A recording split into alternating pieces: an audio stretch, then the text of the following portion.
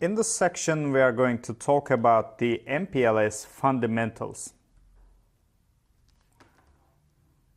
Let's start with the MPLS overview.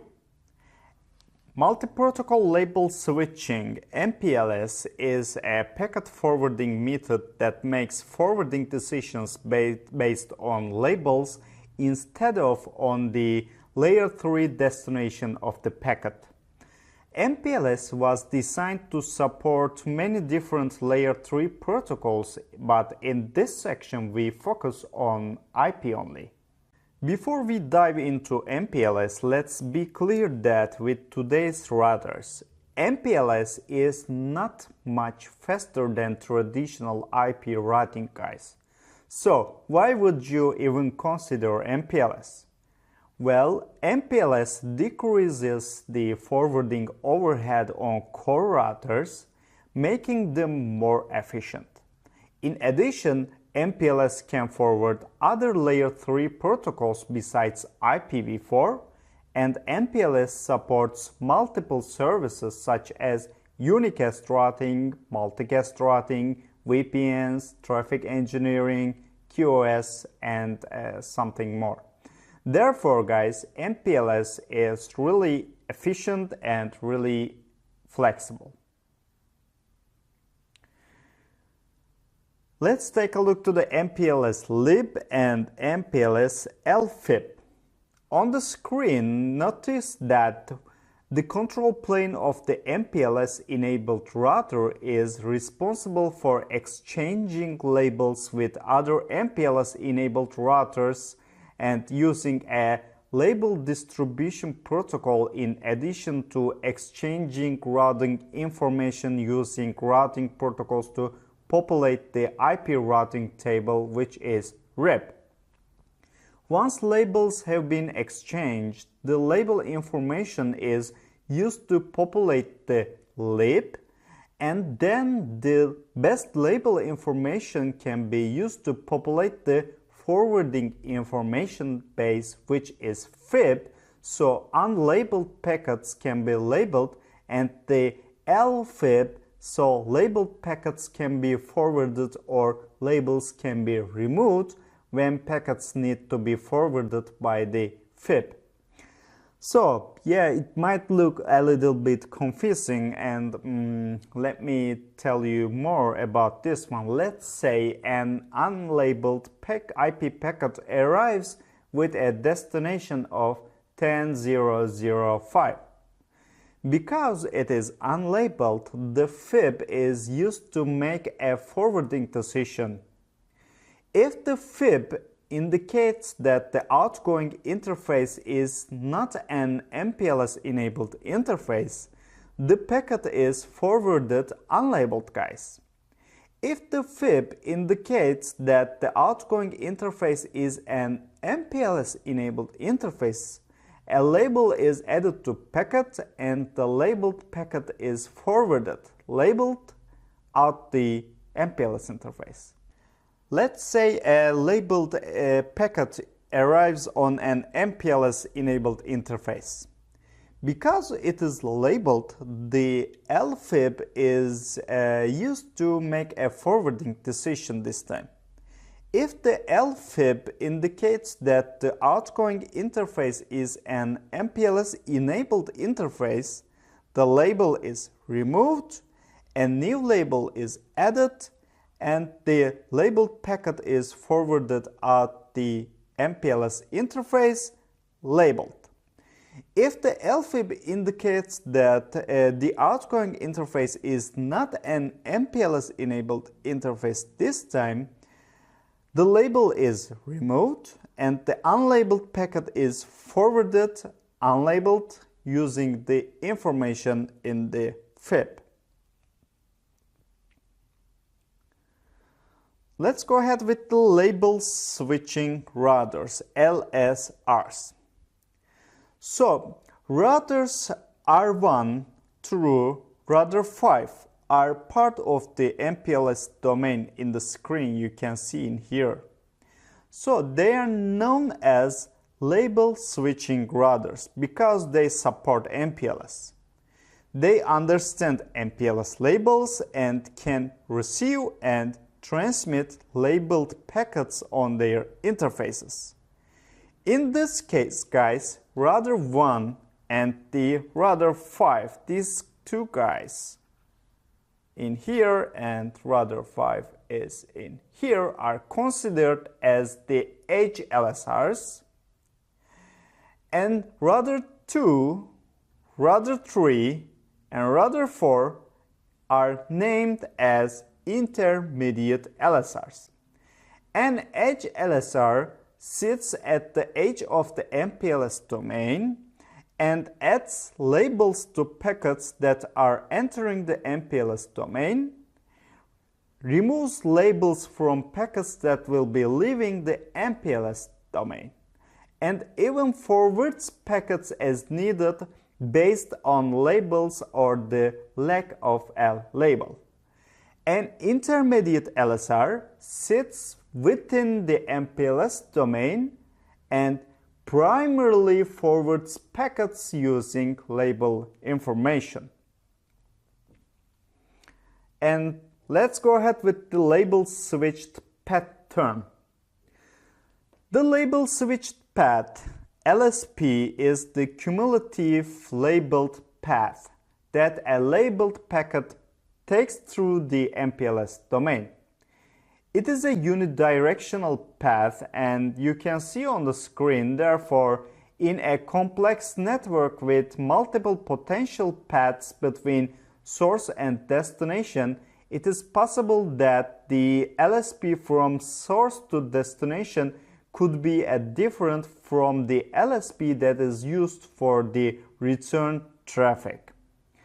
However, typically same path in reverse is used for the return traffic because of the underlying dynamic routing protocols such as OSPF and EIGRP that are used to build the symmetrical network and its forwarding paths. In this case, the LSP from router 1 to 10.0.0/24 uses labels like 87, 11, 65, and 23. Along the path, each router examines the label to make a forwarding decision, removes the label, adds a new label if required, and then forwards the packet.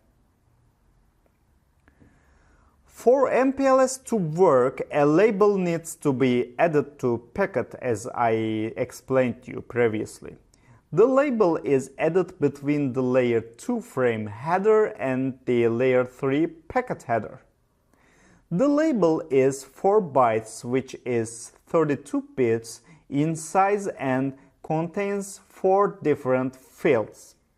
You can see on the screen about the fields, and the first 20 bits label define the label number. The next 3 bits EXP are used for quality of service. The 1 bit S field is used to define whether the label is the last label in the stack when more than one label is used in the packet, for example with MPLS VPNs, and the final 8 bits TTL is just used like IP's TTL so that MPLS frames are discarded if they have not reached the destination by the time the TTL reaches to 0. So MPLS-enabled routers automatically assign labels to every network that they know about, guys. How does a router know about a network?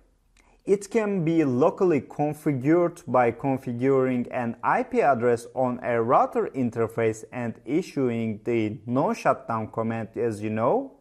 And it may also know through the propagation of routing information with dynamic routing protocols such as OSPF and EIGRP. For example, on the screen you can see that router 5 this router in here gave a label of 23 for the network 10.0.0.0/24. But router 4 labeled the same network with 65, router 3 labeled with 11, router 2 labeled with 87, and router 1 labeled with 19. What should you notice from this is the local significance of the labels, guys. Each router, regardless of whether it is locally connected to network 10.0.0.0/24 like router 5 or not locally connected like the other routers, generates a local label for the network it knows about regardless of how it learned it about. So let's go ahead with the label switching. Based on the information found in the IP routing table and the lib, the routers on the screen have populated their LFIB and FIB as shown. Okay, you can see the populated LFIBs and the populated FIBs. Now, when router 1 receives a packet with the label 19, it examines the LFIB and notices that it must forward it with the label 87 to router 2, right? However, in this case, if packet is coming in the interface that is connected to the 192.168.0.0/24 network, it doesn't have a label as there are no routers imposing labels on packets out that interface. Therefore, when the packet arrives on the interface connected to 192 network of router 1 with a destination IP address in the packet for 10.0.0.0/24, the FIB indicates that label 87 has to be added and the packet needs to be forwarded with R2 as the next hop address. When router 2 receives the packet with label 87, it examines the LFIB and notices that it must forward it with the label 11 and R3 as the next hop address, as you can see in here, and R3 via. Then what happens? The packet is reaching to router 3 then. When router 3 receives the packet with label 11, then it also checks the LFIB and labels out with 65 via router 4, and router 4 gets the packet and it labels it with 23 and forwards via router 5. When packet comes to the router 5, it examines the LFIB and notices that there is no outgoing label in here, which means it is the end of the LSP and therefore the label must be removed and normal routing has to occur with the IP routing table, which is FIB.